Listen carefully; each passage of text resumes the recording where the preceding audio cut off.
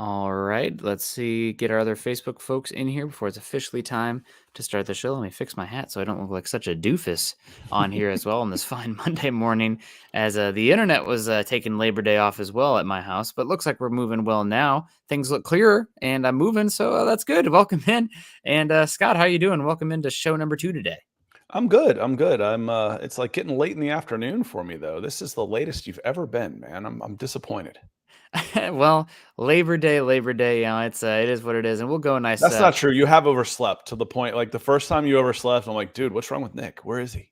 We'd gone like a year and he'd never been late. I'm like, I Yep. don't know where Nick is.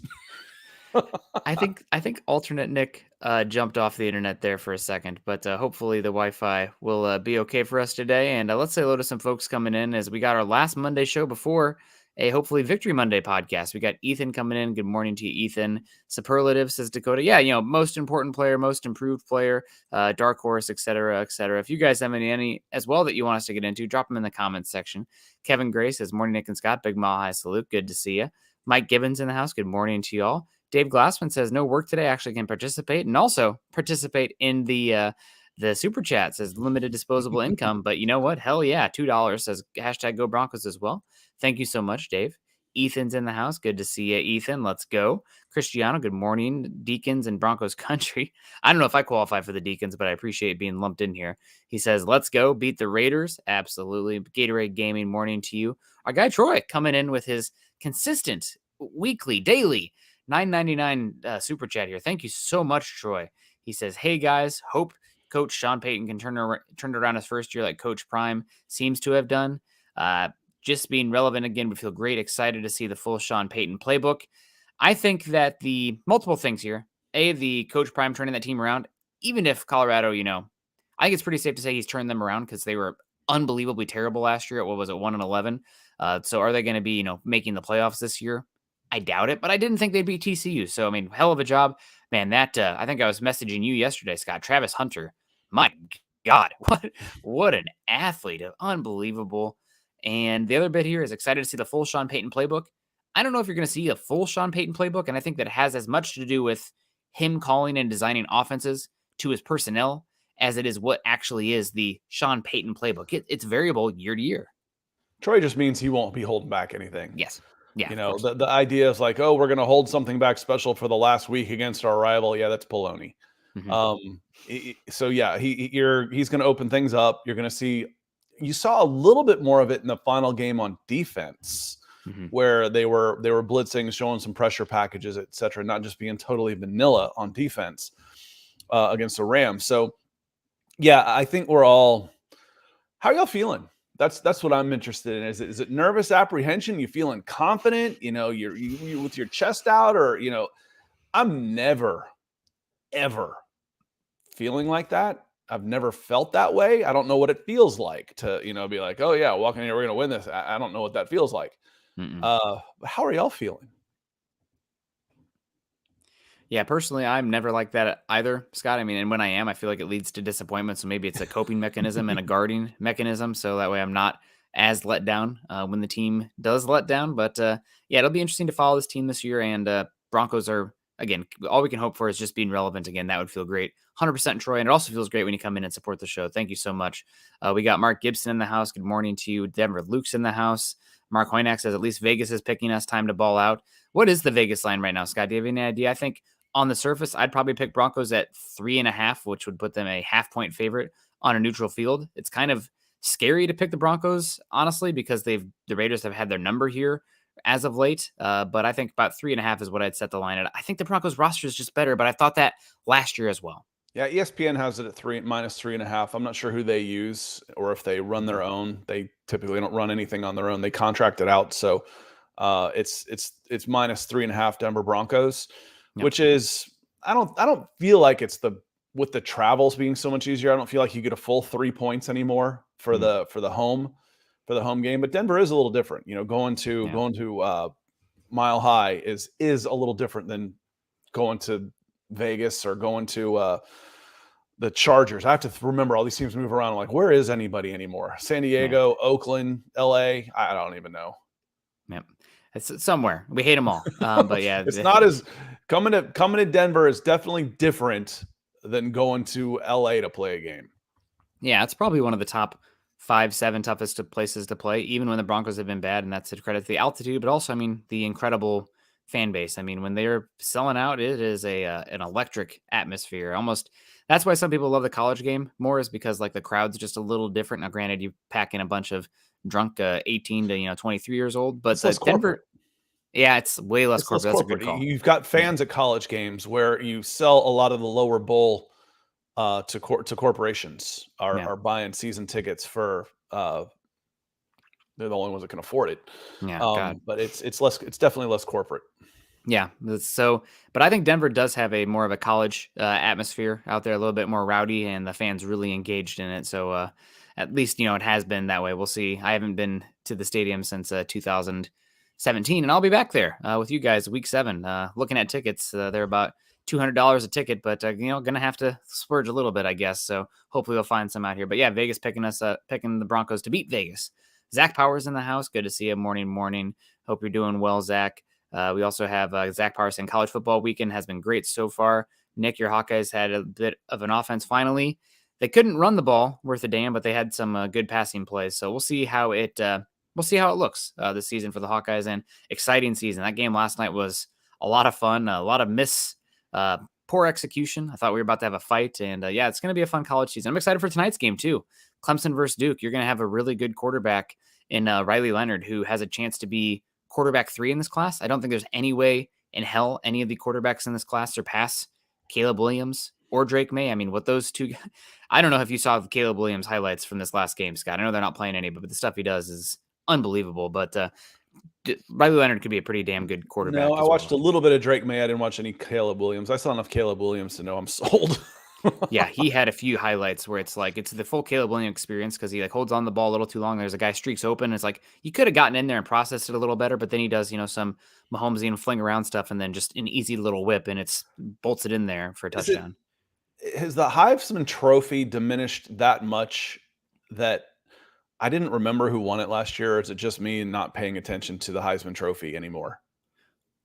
I think it's a little bit of both. I also think it's the wet fart that was USC's end of the season, losing and getting punched in the mouth to Utah, who Utah, Florida this week. Utah's built a hell of a program, and then also I mean, it was honestly the best college football bowl game that we had, but Tulane beating USC in the last seconds in that comeback. So maybe there's probably a little bit of both there, Scott. Also, the fact that the Heisman winner was not a draft prospect. Typically, when they're not a draft prospect, we don't do a circle back on that season as well. My fall Saturdays for the last 7 years have been eaten up with kids sports. I'm actually off for the most part. So I watched more college football games this weekend than I had in years, just flipping around. And then I remember, God bless, this game is slow. Holy cow.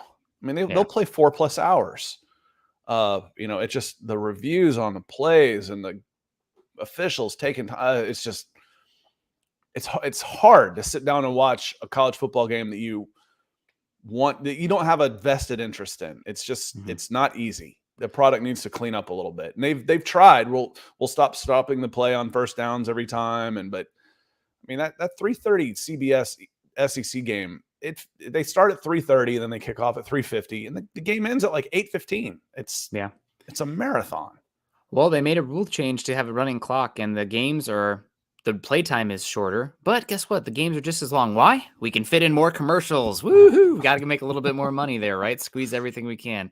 I enjoyed Chip Kelly's end of game conference where he's like, "Hey, at least you got your commercials in, right?" And ran off the field after that. So it's all about that college football. If the realignment taught us anything, all about that almighty dollar. We're not all about that almighty dollar here, but it certainly doesn't hurt. Gary Palmer coming in $9.99 talking about the almighty dollar says, "Good morning, Nick and Scott. Just waiting for the first game. Go Broncos and beat the Raiders." Yeah, I think we should maybe talk a little bit, probably tomorrow, Chiefs Lions as well, just because it's the first game, and I'm going to be out Thursday, Friday, assuming no new wildfires crop up. But that's football season is here. Real exciting for that. And thank you so much, Gary. We appreciate you. Robot of Doom. Happy Labor Days, gents. But more importantly, it's Raiders week. Buckham football is back, baby.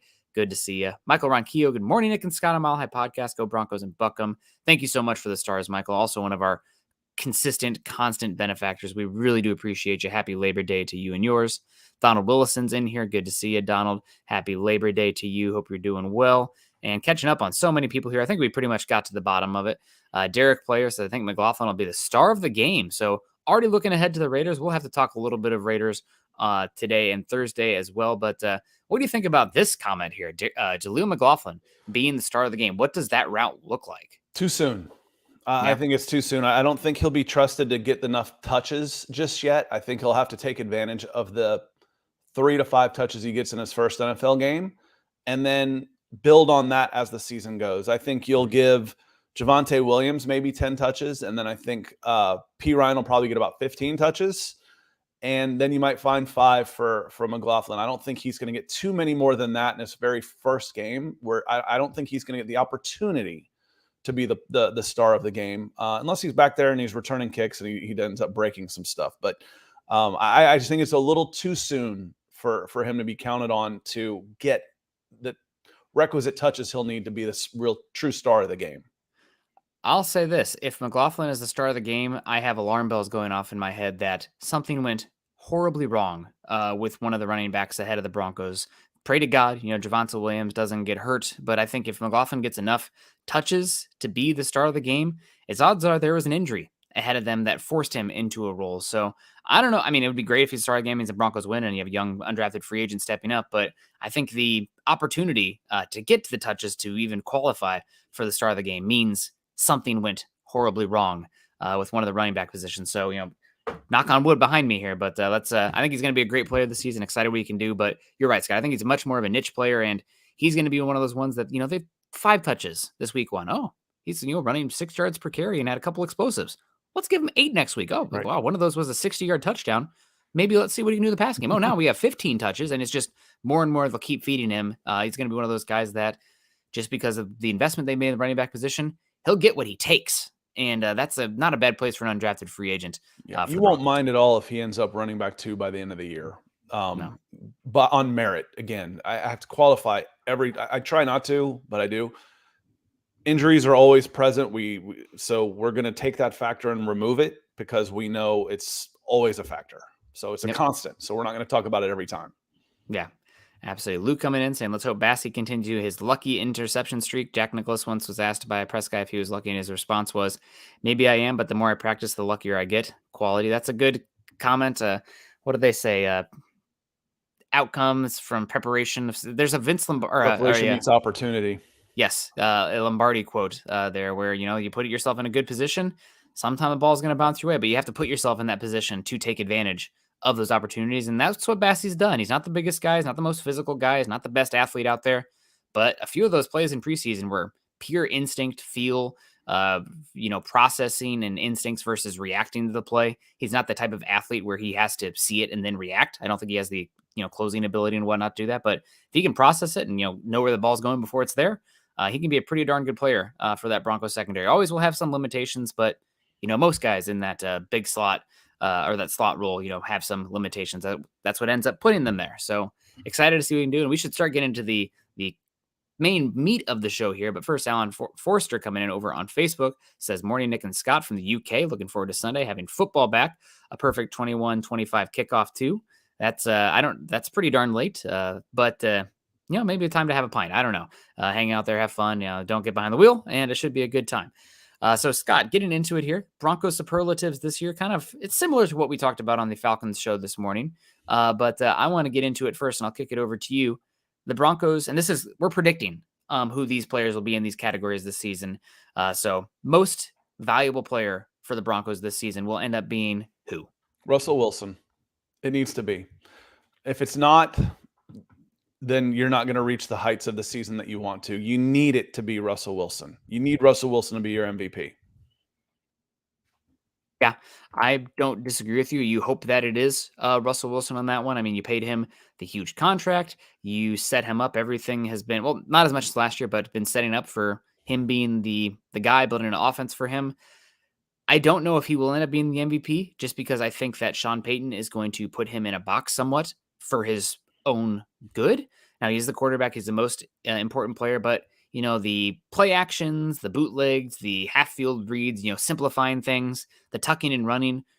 All of this is kind of language that we put around rookie quarterback contract kind of quarterbacks. So that's something that I think maybe doesn't make him the MVP of this team. And for us, as much as we say running backs don't matter for a single season, I still think running backs about as important as any team. You see it in college football too. If you have an unbelievable running back, they can be in an offense. So I'm going to go with Javonte Williams. I know that there's a lot of risk for that coming off the injury, but if this is going to be a running football team and has some explosiveness out of the running game, to me, it comes from Javonte Williams. Yeah, I think you'll get enough running back by committee. I would love for it to be Javonte Williams, when he gets 250 touches and makes the most out of all of them. I just think it'll be tough. But you start looking at it, and if it's not Javonte Williams, is it going to be Samaje Perine? Probably not. Is it going to be Jaleel McLaughlin? Probably not. So could it be Javonte? Maybe. Then you start looking at, if it's not Russell Wilson, then who else could it be? And you have to go to a running back. You're just like, oh, it's Jerry Jeudy. Well, Russell Wilson's throwing the ball to Jerry Jeudy, and the quarterback ends up getting more of the plaudits. It gets more of the credit for that for some reason, because he'll be throwing it to other guys too. And you think, but who else would it be then? If one of your offensive linemen is the MVP, then your quarterback and running game are probably going to be pretty good, and the skill players get all the love. So if it ends up being something other than Russell Wilson, you're hoping it's Javonte Williams because he just has a monster season. But then you really got to start fishing around for, okay, who had a great season on a disappointing team? And that's what you're going to end up going for. Unless on the other side of the ball, Justin Simmons or Pat Surtain has a monster year, and has some of those flash plays where you're getting some pick sixes. And I've said with Surtain, if you don't hear his name all year, he's not going to win in the awards, but that's going to mean he's really good. It's like, Scott, can Pat Surtain lead this team in interceptions? Probably not, because he's too good. What do you mean by that? It means they're throwing the ball in other places.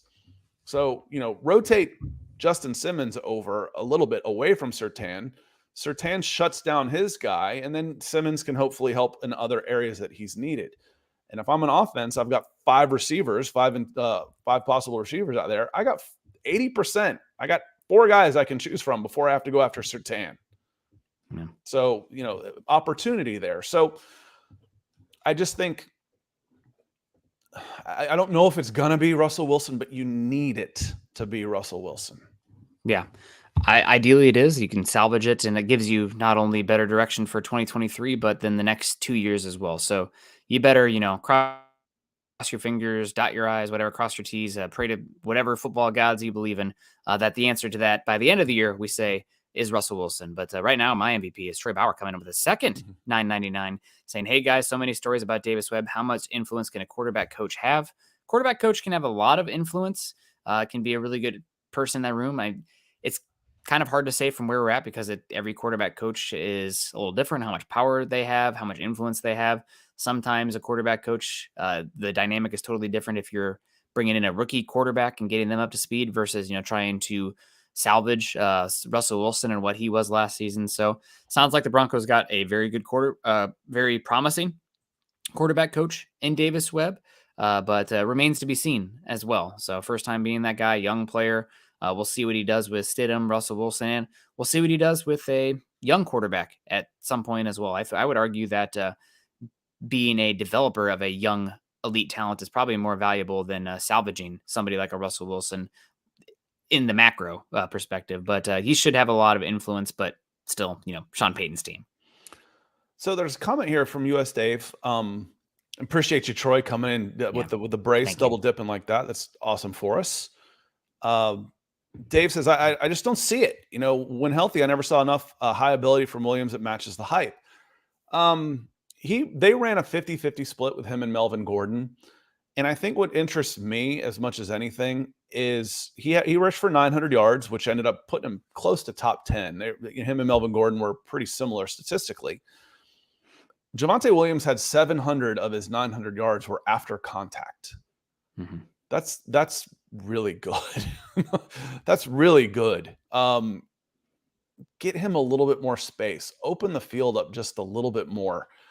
Get him a little bit better blocking in the middle, and see what those yards after contact can be when his first contact's in the second level instead of a defensive lineman. Mm-hmm. And Javonte Williams was an animal. He was an animal, and get him to the second level and watch him start beating on those guys. It'll be diabolical. Yeah. And he does have to improve a bit too. I mean, he's a little bit, especially early in his rookie season, feast or famine, where, he had a lot into of contact. Yep, running into contact. That was, he needed the seas to part for him. And once he got to the second level, he was an issue. But he led the NFL in yards after contact per attempt, and he had a good amount of snaps out there. It's not like, he had 5 ones and he broke off one big one and then had 90 yards after it. So his sample size was weird. No, it was consistently yards after contact was pretty darn impressive. And I just think this offense is going to run through him. I don't think that the offensive line is going to be great this year. How many issues the Broncos' offensive weapons have right now. I mean, you're not sure about the tight end spot. What's Greg Dulcich going to be this year too? What's Adam Troutman as your issues at wide receiver? How many screens and quick pass and, home run to check down kind of stuff we saw from the preseason as well? That all screams to me the running back having a massive role in this team. So it just sets up to be Javonte Williams. So I think, is he a top 5 running back? No, he was pushing top 10 ability, I think, at the end of his rookie season. But I'm fine with Broncos fans saying that they haven't seen it enough from him yet. Also, the thing about Williams is that if you go watch, Javonte Williams highlights, you'll go see some pretty darn awesome plays that are in that, 6 to 15 yard area, but not a lot of them are those, 80 yard rip off, Adrian Peterson, that guy's like a literal thoroughbred out there hitting the hole and then gone. You didn't see that too much from Williams. So maybe some of those, type of explosive highlight plays from the running back might devalue him in some fans' eyes, but the down to down rushing ability was pretty darn superb. I want to hit negative Nancy here this morning, and DJ John says we need a good team, not a QB dominant team. Yeah, but we never said a QB dominant team. If all things are equal and you've got a good team, the quarterback gets most of the credit for it. I mean, that's just the way it is. So the old phrase is a quarterback gets too much credit when you win and too much blame when you lose.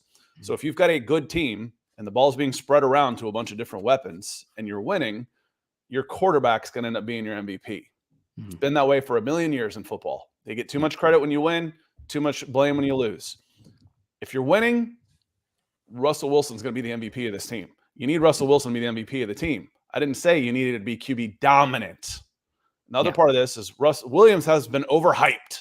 He hasn't proved what Broncos fans say. What do they say? What are they saying to be overhyped? He's a good running back. He's a top 10 back when he's healthy. I think that's probably about right. He's Derrick Henry? No, I don't think so. Josh Jacobs? No, I don't think so. That he is a really good weapon who can punish defenses when he's healthy. Yeah, that's a guy I want in my backfield. I'll take him. So, again, just even keel here, y'all. Yeah, absolutely. Not too high, not too low, unless it's my Iowa Hawkeyes, and then it's down by down, living and dying. But anyway, moving forward here, biggest surprise player this season, Scott. For me, the guy that I think is, let's just call it the sleeper on this team, and I think somebody who's really set up to be a very good sleeper for this team is Damari Mathis, second-year cornerback out of Pitt. The Broncos have one of the better secondaries in football. Just ask Greg Rosenthal. He said the only above-average unit this Bronco team has is their secondary. And I think that Damari Mathis is going to be systematically targeted by other teams. And I mean, why wouldn't he, right? You have Justin Simmons behind him. You have Patrick Surtain on the opposite side of him. Teams are going to try to isolate Damari Mathis and make plays. And last year, after that really tough, was a week 5 game, Thursday night football, I want to say, maybe it was Monday night versus the Chargers, where he had like 4 pass interferences and I think gave up a touchdown too. He really came on pretty strongly towards the season, especially for a 4th round pick. I think he's going to have a lot of opportunities this season. He's a physical player. He's a confident player. And that spot is his. Riley Moss has been injured. Jaquan McMillan started off camp strong, but kind of faded. I think Damari Mathis has the chance to be a very good player with some ball skills, some tackling ability out there. And he's going to have opportunities. We talk a lot about volume on this podcast, what the numerator it is. Teams are going to target him. And if he can make some plays on the football, because it's coming his way, he's definitely got a chance to rise as a great player on this team and definitely the sleeper for me this season. Yeah, I think he's got the swag out there, the skills to do it, the attitude to back it up. I was so impressed with he had that game where he was being targeted by both the other team and the officials with the flag. As a rookie, to bounce back from that shows you a lot. Yeah. Adversity. How do they respond to adversity? It shows you a lot. He rose to that challenge. It was the mental toughness that he showed last year in that face of adversity.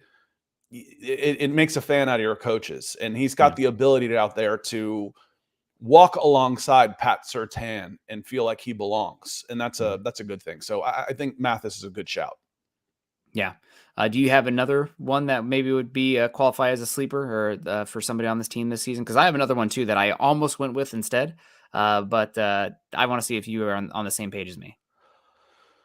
I mean, I feel like we talk about Randy Gregory all the time, but if Randy Gregory becomes who he can, I mean, he's never made a Pro Bowl. He's what's his high in sacks is like 4 or something. It's not even that much. That if he becomes that guy, can he be considered a sleeper with the contract he got? Can Zach Allen be considered a sleeper with the contract that he got? So I don't know. I have Gregory in another category for sleeper, but I'll save that for coming up when we move that. I think the other guy who's a very good sleeper candidate on this Broncos team is also that of Jonathan Cooper. 7th round pick, he kind of was not a forgotten man, but, fell because of the heart issue in the draft. And he's just been consistently making plays, and the Broncos keep making moves to try to supplant him and push him down as well. First they move Baron Browning to edge, then they draft Nick Bonito. Now they're signing, Frank Clark, and on. Jonathan Cooper keeps plugging along, and he looks like he's going to be your starting edge opposite Randy Gregory to start the season. And pretty darn good one. Is he ever going to be an elite player at that edge spot? No, I don't think he's got the physical tools to be that kind of guy. But on a rookie contract, I mean, he's already vastly outperformed his draft slot. And I think he's definitely one, to me, who is a sleeper on this team for me. Benito is another great call as well. I have him for another category that I was going to come up for, but I have a math question for you. Okay. If Malik Reed can get 8 sacks, Nick Bonito can get X. 10. And what would 10 sacks look like for Nick Bonito? People would start hitting that 10 sack, and I start sorting by sacks, because when they're paying, again, all these people that do all the writing, they don't pay all that close attention to every team. They start looking at sacks, and I start seeing Nick Bonito in 10. That's going to put him top 20, I would imagine. Yep. You're going to say, wow, what a season he had. He doesn't have to be the world's best edge-setting edge. If he's going out there and putting up numbers in sacks, he's going to start getting some attention. I do wonder if there's a little bit of a trickle-down effect and a negative with Benito's impact, because when you have a slot player like Courtland Williams out there and you put him on the same side as Nick Bonito, let's say Nick Bonito's not set an edge very well. Courtland Williams is coming down and taking care of business. Now you got a Sang Bassey out there.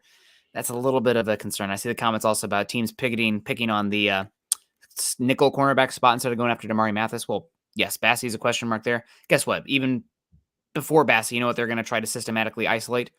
The linebackers in space, because see the NFL in the last 20 years. I mean, that's just what you just said, because that's universal. Yeah. Your matchups, you're always trying to go after if I can isolate a linebacker, I'm winning. If I can isolate my third defensive back out there, I'm winning. And that's where, you've got to hope, okay, they're trying to do that, but I just sacked the quarterback. I got pressure up the middle. I could affect the things so they can't do what they want to do.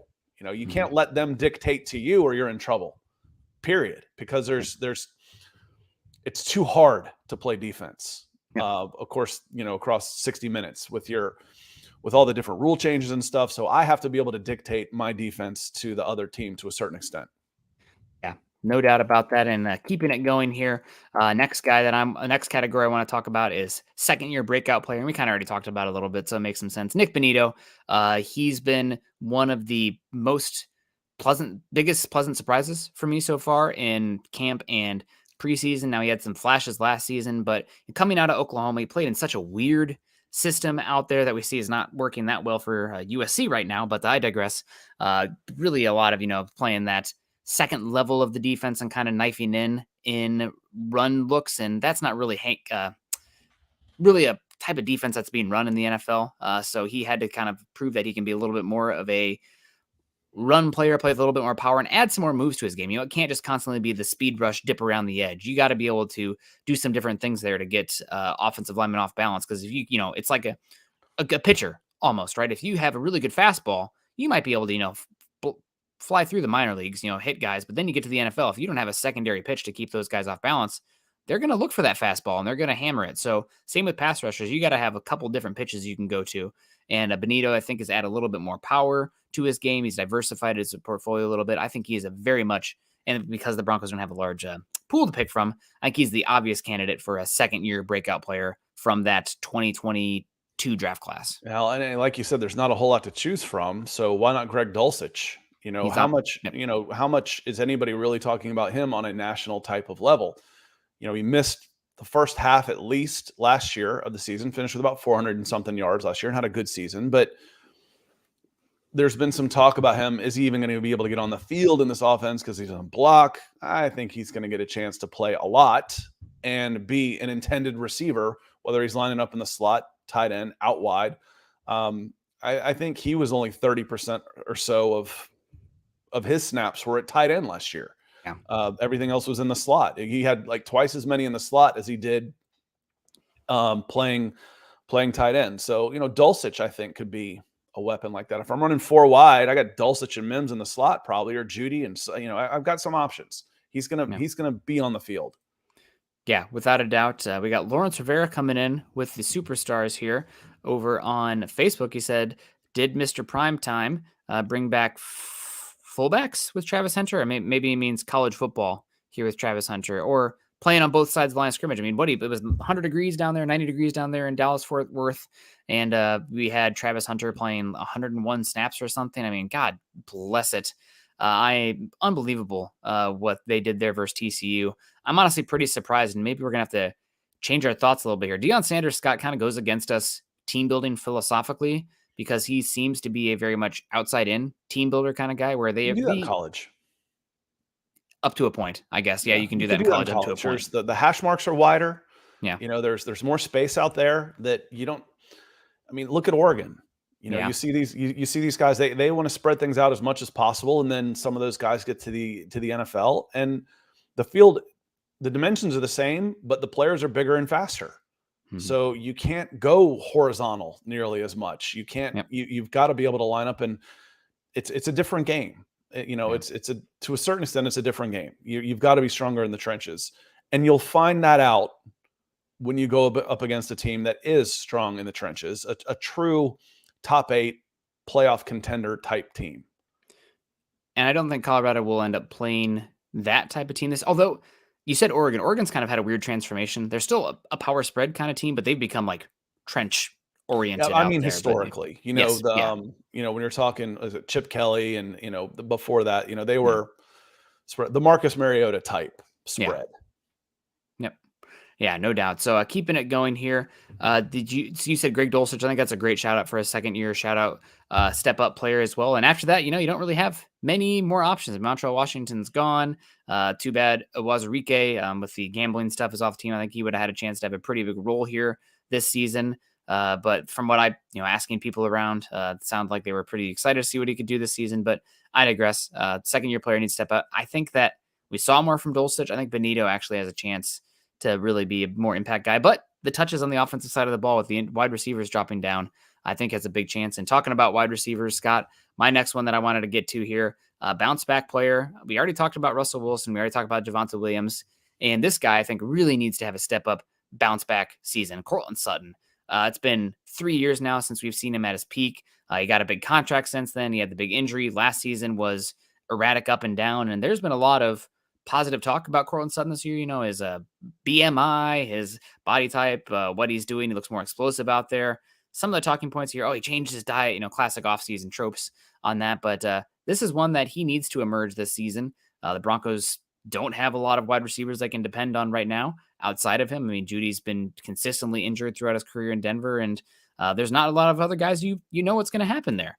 The other big part is Sutton's contract is very much in flux after this season as well. So Sutton, to me, is a player that I think when we're talking about bounce back players this year, the opportunity cost, Sean Payton's history of being able to isolate a singular wide receiver and spam the hell out of him, I think Sutton has a great chance to be a very good bounce back player this season.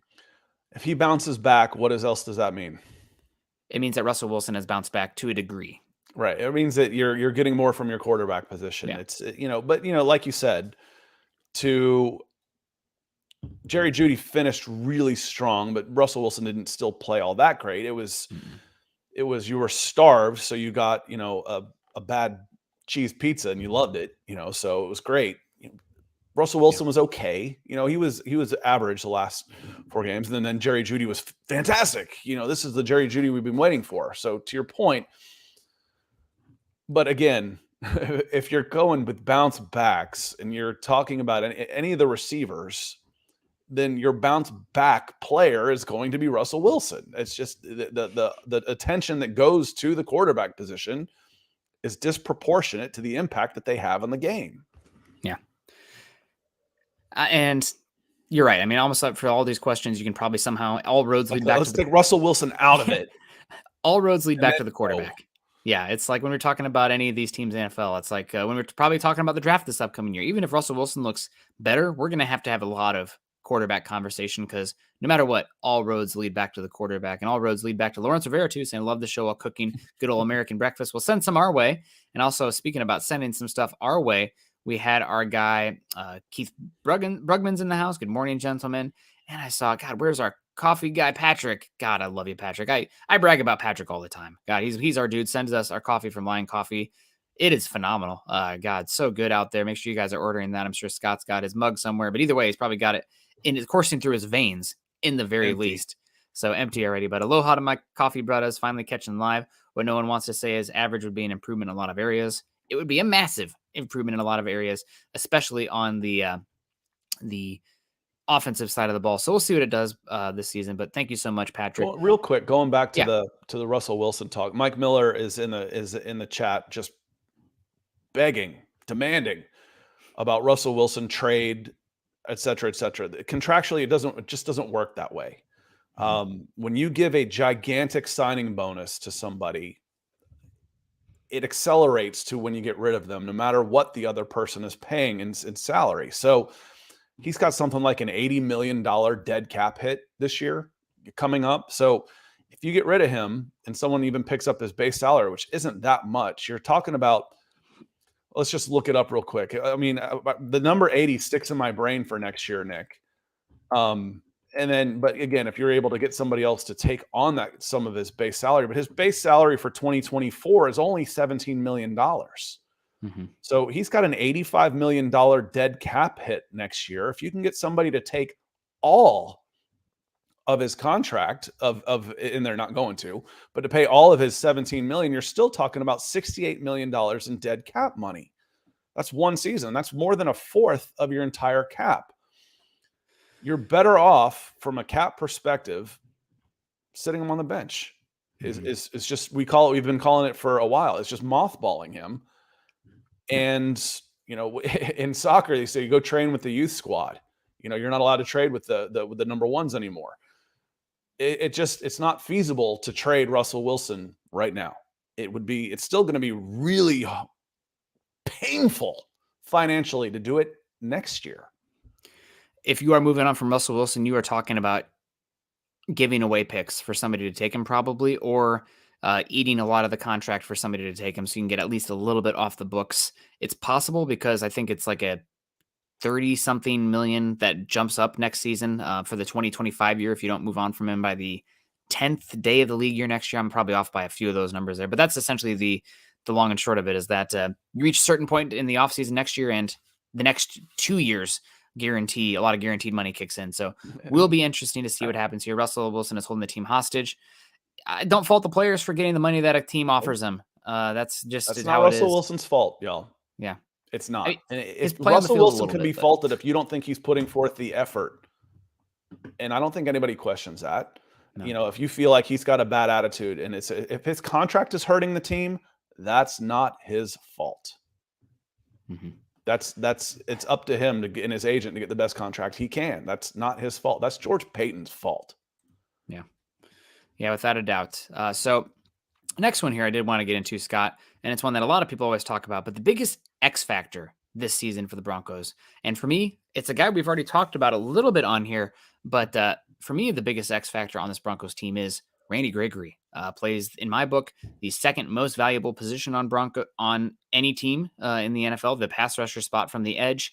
And when Randy Gregory is healthy, I mean, if you just put together his top 10 plays every year, you're like, oh yeah, that's a lottery pick kind of guy. I mean, if he'd be drafted, he would have been drafted probably top 5, top 10 in the NFL draft if it wasn't for the marijuana stuff that he had coming out from Nebraska when the league was what it was when he came out.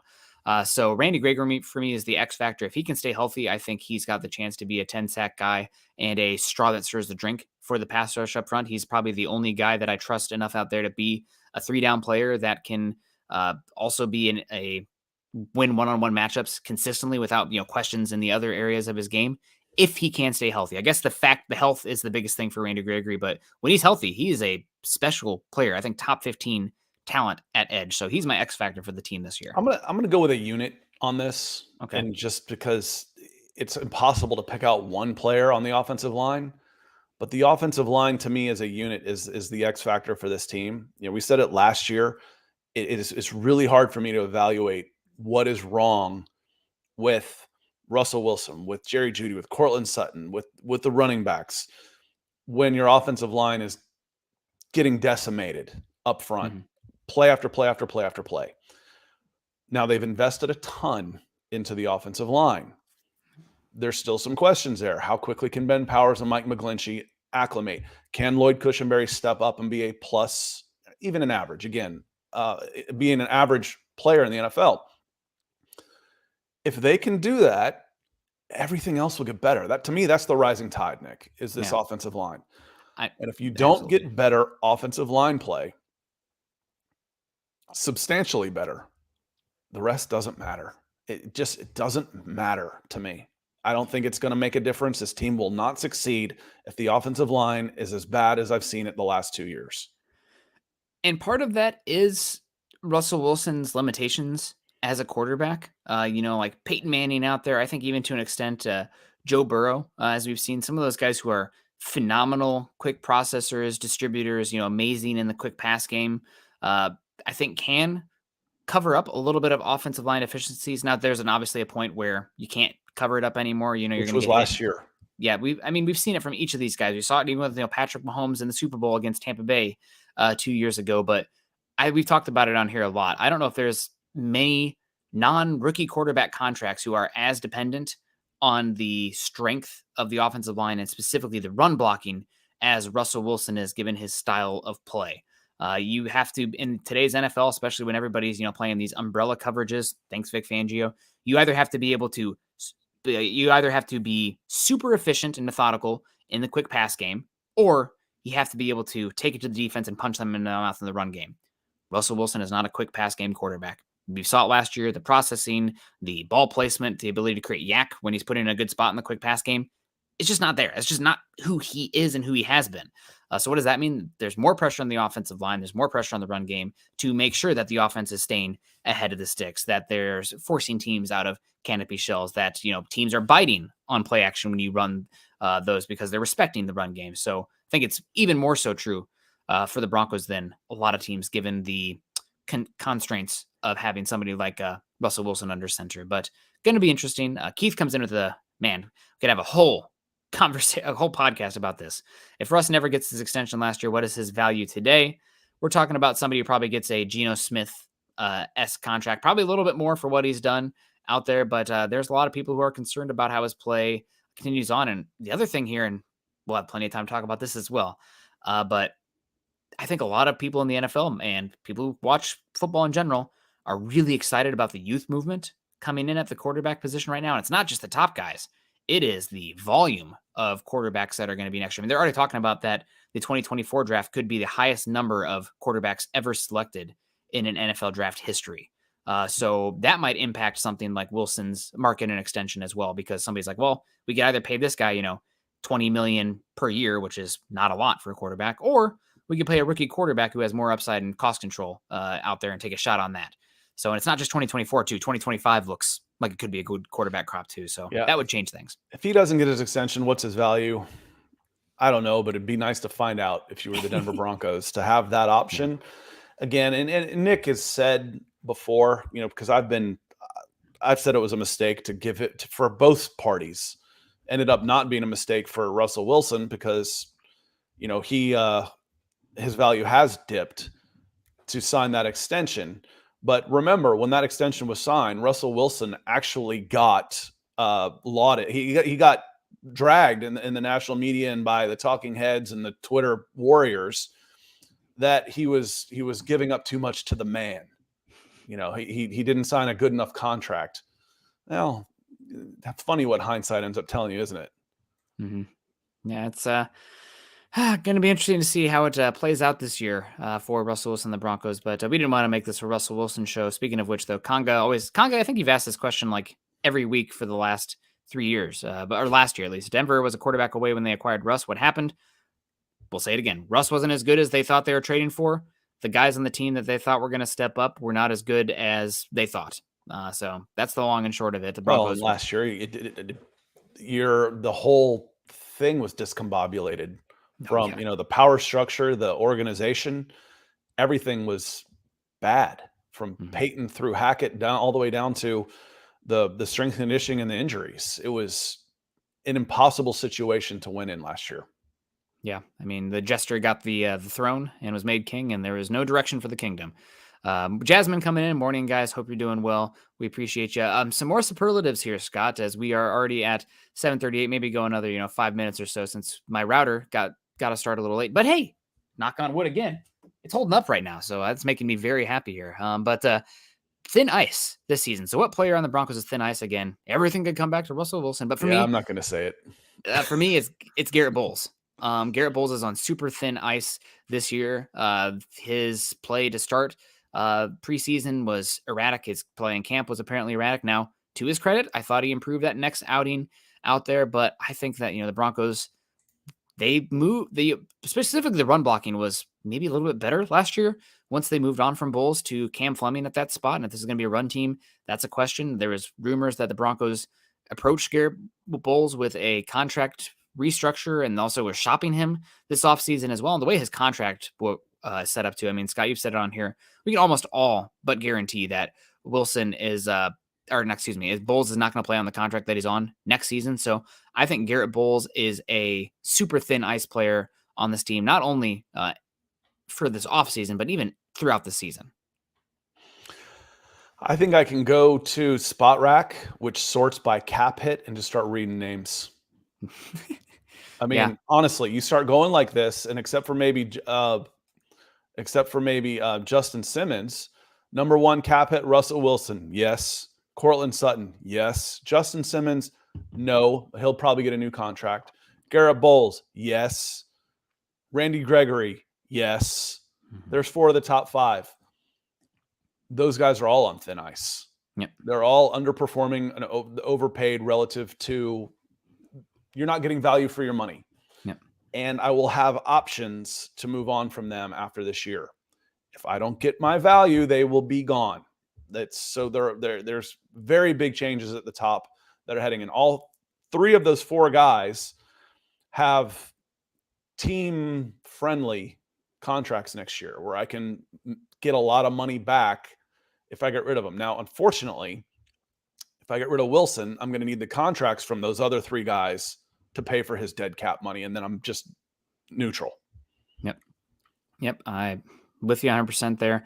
Yeah, as Lou says, Bowles has been average his best since we drafted him. The average was fine when he was on his rookie contract at the tackle spot, given what the market is, and that was a lot of times what I argued when people were like, oh, he's the worst tackle in football. Well, he's playing about the 20th to 30th best tackle, and on a rookie contract, not so bad. This contract that he's on right now, though, not good enough. We'll see what it does this year. I saw he dropped on his Twitter. I'm sure it was his team, but they dropped a hype video, coming back from the broken leg, and hopefully he can live up to that hype video that he posted from his social media. For me, next one I wanted to get into here.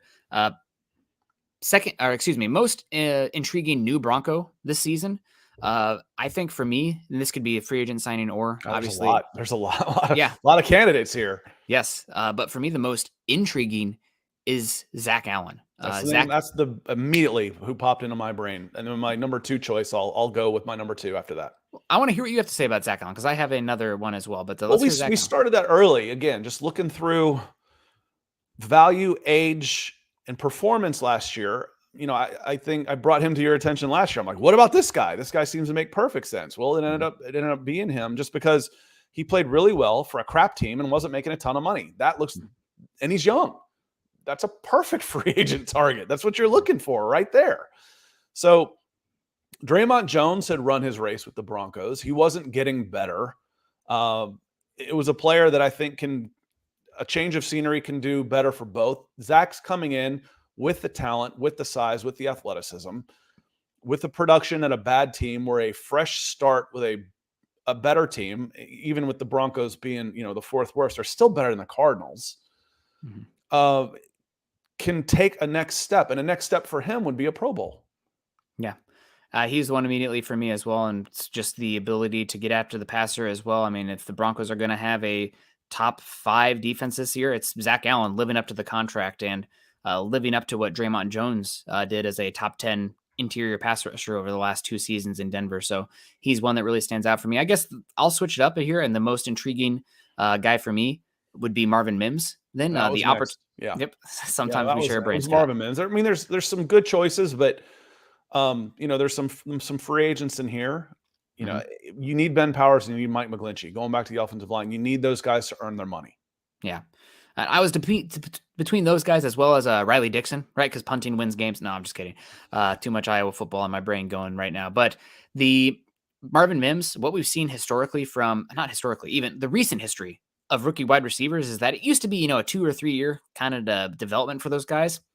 The 7-on-7 leagues, the air raid, it's a different game now. Wide receivers are coming in, and halfway through their first year to halfway through their second year, you know or you don't know at that point. Those guys are coming in and they are ready to go. The volume of passes, the routes that they're running, they're coming in pretty damn developed. So I think that Marvin Mims is a very intriguing player. The opportunity is going to be there, and Broncos looking for explosive plays. If they can run the ball efficiently, what does that do? It opens up chances down the field. And Mims' ball tracking, a very small sample size. He was injured a lot in the training camp and lead up to the season so far. But we saw the ball tracking on that one play where he pretty much scored a touchdown on that deep one. It should be an impressive one there. I'm very intrigued by his ability this season. Should be a great one. Scott, I have a couple more superlatives here. We can run through them quickly. But first, I have a superlative for you. Okay, let's go. Is it Jasmine? Great. Very a key contributor. Maybe closing us out here. I see Michael actually has Jasmine's one after a superlative. So did you see the interview that Sean Payton did with Peter King? Sean Payton mentioned how amazed he's been with Russ in practice, his ability to extend plays, arm talent, etc. I don't think he's blowing smoke. Well, that is Russell Wilson. Mm-hmm. Y'all didn't see even a shadow of Russell Wilson last year. So again, even if he's on the decline, I was reading ESPN this morning about the Denver Broncos, and it said it mentioned that even in a declining year as last year in Seattle, he was still 10th in QBR on ESPN's metrics. He was still a top 10 quarterback. We went from 10 to 30th. That doesn't happen. Yeah. That's not who he is. So even if he goes to 10 to 15, that's a decline. Mm-hmm. So who he is a guy who's got a super. I've seen the arm again as he washed up. I saw the arm. He can still move around. He was still making throws. Throws that most guys can't make in this preseason. Now, can he step up? For me, a lot of that's going to depend on that offensive line. And I believe in Sean Payton and his ability to scheme guys open and get the most out of his quarterbacks. Now, the offensive line for me is that big X factor. Yeah, I mean, it's going to make or break the season for me because I don't think they can put as much on Russell Wilson's plate and function as an offense. He's not that guy, pal. But I don't know if you saw that video from a couple years ago. But next one for me, Mr. Dependable, Mr. Consistent is the next superlative for me. And Jasmine, thank you for being Ms. Consistent out here supporting us. But Mr. Consistent for me, and we can call him the most underrated player or whatever you want to as well, it's DJ Jones for me. DJ Jones is, we're probably saying the same guy over and over again on these kind of things, but we talked a lot about the defensive line and concerns there, and he is outside of Patrick Surtain if you take Patrick Surtain off, you're taking on water. We'll see you next year. God bless. Because the secondary would completely fall apart in my book. But the defensive line depth, DJ Jones is the dude. If you take him out, you crumble from the inside in. You implode defensively. I mean, he plays the A gap, the B gap. He's the only guy who's really much of a difference maker in those roles right now. You brought back Mike Purcell. He's a role player at this point, but DJ Jones is just so solid. The linchpin of that entire front seven in my book. I'm a Josie Jewell guy, but I'm a defensive lineman guy before that. So it's DJ Jones. For the money, I think it was a 1-for-1 swap with Shelby Harris. That was an upgrade. Oh God. Yes. That was an upgrade for me. And you're hoping you do the same thing from Zach Allen and Draymond Jones. DJ Jones was my answer as well. So let me go to the other side of the ball. And who is the most consistent performer on the offensive side of the ball, Nick? For this season? Well, right now, who is it? If you had to pick one guy that you can count on that's going to go out there and do his job and do it out of the 25 guys they've got on offense, who is it? Oh my God. That's exactly. a really It's hard not easy. one. So I come up with one. I got one. I mean, this is small potatoes on this one. Carrico Moore coming in and saying Nick is such a hater. Maybe I am a hater. I got to see it to believe it. And Russ struggled last season. But I guess, if that makes me a hater, I'm definitely a seeing as believing guy. But I got some hope this team could be better this year. But for me, most consistent performer on this team this upcoming season. You're going to guess it because there's only one answer. I guess mine maybe is dark here because it's not great, but I think Pirine is going to be super consistent in his role, Okay. the backup. I was going with guys that we know that have been Broncos. Okay, guys that we know that have been Broncos. I mean, I guess Lloyd Cushenberry has consistently, been below average. I can't say minors because his pass blocking is so erratic right now. I mean, there are plays where he olays against guys, and by definition, he is a boomer bust guy. So I couldn't say he's consistent. It's minors for me. Okay, the pass blocking is not there. When the scary thing was the last year, the answer might have been Cam Fleming. Yeah, God. Yes, it's hard to be that way as a wide receiver when your offensive line is a sieve and your quarterback's then feeling the brunt of it. So you can't really say a wide receiver. Your running backs, it may have been Latavius Murray last year. I knew what I was going to get, and it was a plus. Mm-hmm. Was it Bulls? No. Was it Reisner? No. So is it Powers? We don't know. Is it Cushenberry? Well, he's been consistent. He's very consistent. I love that when people talk about somebody that's been bad. Yeah. So he's been inconsistent. No, he hasn't. He's been incredibly consistent. Yeah. So Miners has been a plus guy. I can pretty much put him in the lineup and know I'm going to get plus there. His right tackle was a revolving door last year. And I don't know what I'm getting out of McGlinchey yet. So the answer has to be Miners. His pass blocking has been so erratic out there that to me, that by the definition of consistency, he hasn't been that guy, but his run blocking he's the best run blocker on the team. I mean, he can literally move earth out there or trees, I guess, if we want to go back to his videos out there. That's a tough one. And this comes back to one thing that we'll talk about, and this will probably close out the show here. How could anybody be consistent on offense when the coaching was what it was last year? I mean, there was talk. Exactly. I mean, don't want to peel back the onion too much, but talking to some people in Dove Valley, I mean, there was some real animosity in OTAs dating back to like the beginning between the offensive line and Butch Berry. I mean, they did not like Butch Berry. And going from Mike Munchak, who is a legend, to Berry, maybe it's an issue, but how could anybody be consistent with what we saw last year? Because those guys weren't consistent. I mean, there was shows on the Ringer, Lindsey Jones, who as connected as anybody out there in the NFL, saying that, coaches would implement things. And then Russell Wilson, his own, coaches and whatnot would come in and come up with their own game plans and try to implement things on Thursday. Well, you've already had install for the week. I mean, how could you go in there and scrap that and try to get anything in? It's just absolute buffoonery from Nathaniel Hackett and the staff last season. Jets fans, not close enough to the situation, and you got Rodgers there now and Salah is running the show, but like Nathaniel Hackett was a jester. I mean, it's a good guy, but like running a team, just not for him. Obviously, some people are just better at coordinators. Hopefully that'll be the case for him. Because again, Peter principle. What was that? The Peter principle isn't what that's called when you get, you're really good at something and then you get elevated to something that's over your head and you have to drop back. We see that with a lot of coordinators. You can be a really good coordinator and not being a coordinator is about X's and O's. It's about football. Being a head coach is so much different. It's especially in college but it's as much man management as anything. And that's where Nathaniel Hackett was so over his head, whether it was, systematically because of he had his legs cut out from under him. I don't know.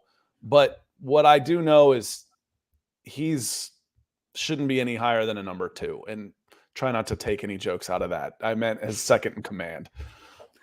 Yeah, it's interesting out there and see how it plays out this year for the Jets, and excited for that game. But yeah, it's going to be a fun season, no doubt. A lot of intriguing storylines for the Broncos, player personnel wise. And yeah, the internet mostly held up today. So shout out to the Wi-Fi router reset. You're the real MVP today, along with everybody coming in with the super chats. Troy Bauer coming in twice. Dave Glassman, thank you. Gary Palmer, always good to see you, Gary. Michael Ronquillo coming in twice. Lawrence Rivera, we appreciate you. Jasmine, you guys are all great coming in and supporting the show. We appreciate that so much. Fun show today.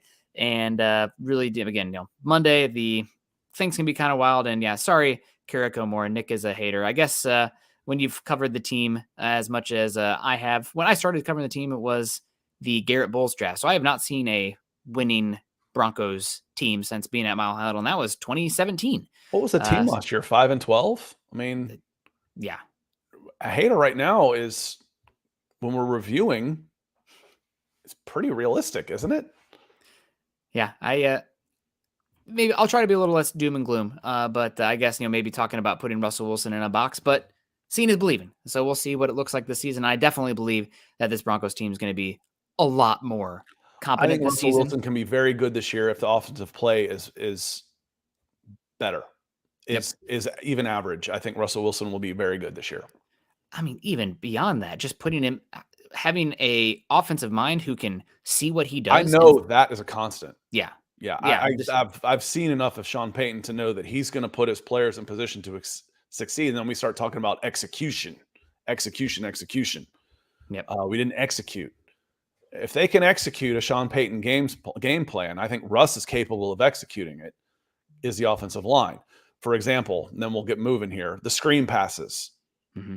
Is this team capable of physically executing the screen passes that he wants to run? I haven't seen it yet. They're late. You try and run a wide screen to the hash, or the opposite hash, or opposite numbers, and your offensive linemen just flat out can't get there. They can't get out in front of the ball carrier. Okay, so I got to change things that I like doing. That becomes I'm not capable of executing. Russell Wilson is capable of executing his offense. Yeah. So going to be exciting, and man, so many storylines this year and players to watch. Hope you guys appreciated and enjoyed this show. We'll be back again live tomorrow morning as well. Scott, we probably should have one more. We'll see how much of a hater we truly are. We should probably run through the schedule one more time and give a final win and loss prediction for the season. But it should be a lot of fun this year. Yeah, we've got a couple more shows to do that. So I know you won't be here Thursday, but I still might sneak in on Thursday morning. Yeah, I mean, before the show, I'll be hopefully in the backcountry somewhere, climbing some mountains. And yeah, a lot of fun today. Had a lot of fun. Hope you guys had a good weekend as well. I got out there and climbed a 12-mile, 5.5 thousand mountain peak out there in the Central Cascades, and had some class 3 scrambles. So I had there's one part where I was, on my hands and legs, and had a 100-foot drop on one side and a 300-foot drop on the other, but we made it. We're okay. We're alive and still kicking. So it's great to be here and talk Broncos football with you guys. Again, shout out to all the superstar givers. We appreciate you. Make sure you're following Scott and I on Twitter. Scott is at Scout Kennedy. I'm at Nick Kendell, MHH. Also follow us at BFB_pod for Broncos for Breakfast podcast. And of course, follow us at Mile High Huddle on Twitter or X or whatever you want to call it. Instagram, make sure you're following us Mile_High_Huddle. Facebook.com/Mile High Huddle and Facebook.com/Mile High Huddle pod. And as the ticker says here underneath, please subscribe to Mile High Huddle over on YouTube. That's the #1 spot you can find us. Like this show, Scott and I don't know anybody else who's, in this morning Broncos sphere like we are for the live stream. So please do like the show. #1, yeah, we're also last, but that's okay. It's, it's whatever. Like the show and share it on your social media platforms. It'll be out there on Instagram, Twitter, Facebook, et cetera, after boss man Chad cuts it up and gets it ready. But Scott, I know you got kids at home and stuff to do today, so we'll let you get running. Shout out to Scott for helping me or being patient with my internet stuff this morning as it was a little hairy to start off, but we got through. We called an audible. We had an injury early. We went to the backup and starter came back out. So we got through it. Any other plans the rest of the day though, Scott? What's going I on? gotta get some work done, man. Saturday and Sunday off. I gotta get some work done today. There you go.